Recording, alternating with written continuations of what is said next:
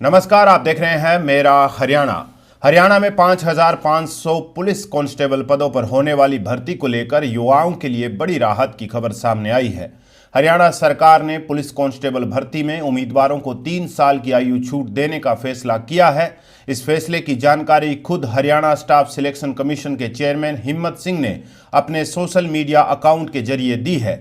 HSC chairman हिम्मत सिंह ने post में लिखा कि सीएटी 2025 के तहत विज्ञापित पुलिस कांस्टेबल भर्ती में आयु छूट को लेकर अभ्यर्थियों की ओर से लगातार मांग की जा रही थी।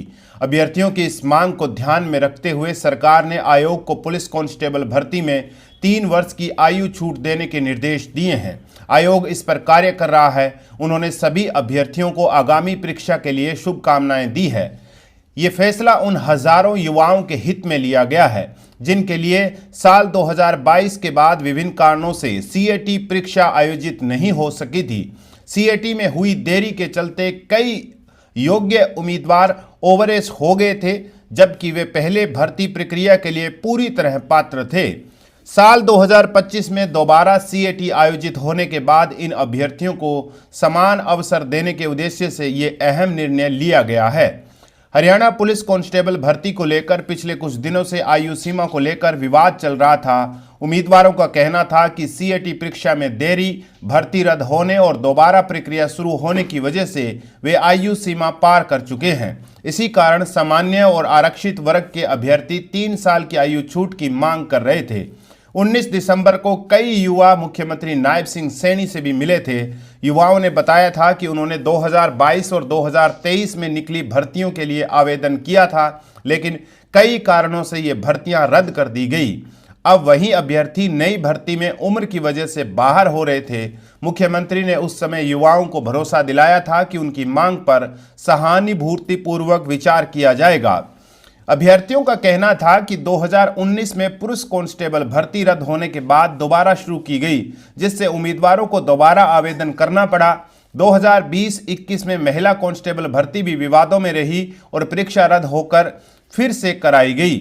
इसके अलावा 2024 और 25 की भर्तियों में भी कई बार नियम बदले गए या प्रक्रिया रुकी, जिससे योग्य उम्मीदवार प्रभावित हुए। सीएटी 2022 के बाद 2025 में आयोजित होने से बड़ी संख्या में अभ्यर्थी ओवरएज हो गए। इससे पहले एचएसएससी चेयरमैन हिम्मत सिंह ने कहा था कि भर्ती विज्ञापन में स्पष्ट किया गया है कि उम्मीदवार की आयु पुलिस नियमों के अनुसार तय की जाएगी।